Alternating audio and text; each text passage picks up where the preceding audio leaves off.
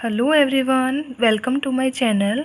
So today's topic is Bacillus thuringiensis pesticides. So first of all, introduction. So Bacillus thuringiensis is a gram-positive soil-dwelling bacterium that is basically present in soil and commonly used as a biological pesticide. That is, pesticides are basically the substances that are used to kill the pest, just like the insecticides that are used to kill insects. So it occurs naturally in the gut of the caterpillars of the various moths and the butterflies. Caterpillars basically is the earlier stages of the moths and the butterflies. So it also parasitizes the other moths such as Cadra calidalia. That is, there is a moth named Cadra calidalia. So this bt actually act as a parasite over that particular moth. Now the history related to that. So it was first discovered in 1901 by a Japanese biologist, Ishiwatari Shijiten, in the silkworms, and also he named it the Bacillus soto.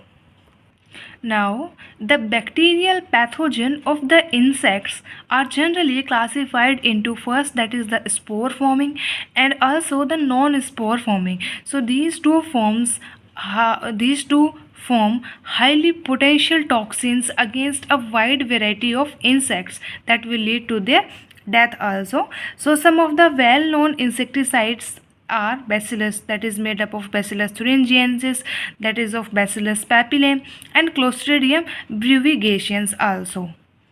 So, thuringiensis toxin act as a natural pesticide of all out of all the biological agents that have been evaluated for the purpose. Okay, so the most effective and the successful is that of the bacterial insect pathogen, that is the Bacillus thuringiensis. It is also known as the peritoxin.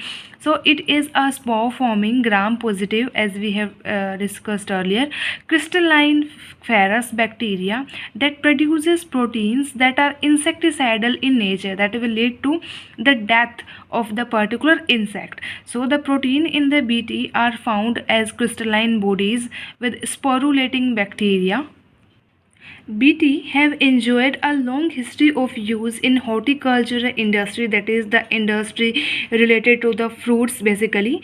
Okay, the growth and the production of the fruits, where the mixture of the crystals and the spores of Bt are sprayed just like a chemical pesticide over the leaves of a particular tree. Okay, but they have not been used with much success on large acres of the crop yield. Basically, they are not used in case of large lands. So Bt are of two types. One is effective against the lepidopterans insects pests like the butterflies and the moths, and the other one is effective against a diphtherian flies like the horsefly, mosquitoes, etc.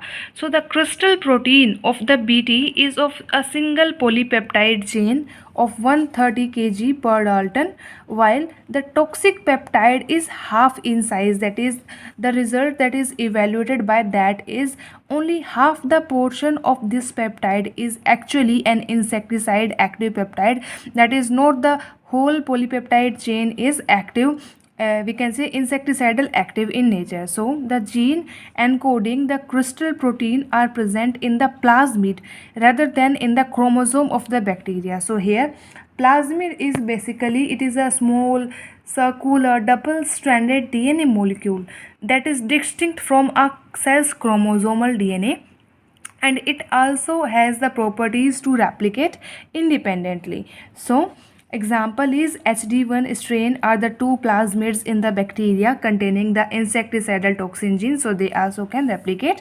itself. Now, the mode of the action of the insecticidal protein, that is the beta toxin protein basically.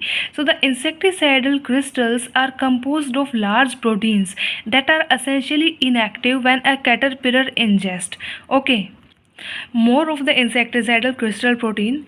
It is a alkaline condition of insect midgut, that is the pH between 15 to 80, it causes that crystal to dissociate, that is split and release the crystal protein out of the main polypeptide chain, we can see. So at this stage crystal protein is inactive, okay, inactive now, but the presence of possible specific receptors with the gastric juice of the insect that is present in the insect break down to its proteases resistant care and convert the inactive protein to become the active protein immediately. So basically protease is an enzyme that catalyzes, or we can say increases the reaction rate or the speed up. It will speed up the proteolysis process, that is proteolysis means the breakdown of the proteins into smaller polypeptides or single amino acid. Now, this activated insecticidal protein that binds to a specific receptor on the border membrane of a cell lining the midgut and the insect itself into the cell membrane. When about 8 of these aggregate together, this form a pore, or we can say a channel content to leak out continuously, causing the death of the cell. So basically the death of the particular insect took place due to the leakage of the toxins out of the cell. So these are very essentially participate in the nutrient absorption. The insect stop feeding immediately and finally starve to death, possibly within 24 hours. The process of crystal solubilization and the proteolytic processing to an active insecticidal protein and binding to a specific receptors all make Bt protein a specific, highly specific potential insecticide. That is due to all these properties, that is the crystal will solubilize easily, the proteolytic process, that is the breaking down of protein will took place actively. These make it an effective potential insecticides, we can say. So this is the diagram representing the action of the Bt protein toxin here. This is the protein form that is ingested by the insect. Now the solubilization took place inside the body of the insect. This is the inactivated Bt protein now. Then the role of the midgut protease is seen. It will convert it into active protein in the gut of the insect basically, and then now the formation of channels and the pores took place, okay, and through that leakage, okay, that cell that will took place of that particular insect. This is the action of the Bt protein toxin. So yeah, this is all about part 1 of the Bacillus thuringiensis pesticides. In the later video, we will be going to discuss about the various mechanisms, internal mechanisms, that is how a toxin is ingested and how it will lead to the death of a specific insect, and also the limitations of the Bt toxin, the advantages also, and the cryotoxin structure, its properties, and also the applications of the Bt toxin in another fields. So yeah, stay tuned for the next part. Hope you will like my video. So please do like, share and subscribe to my channel.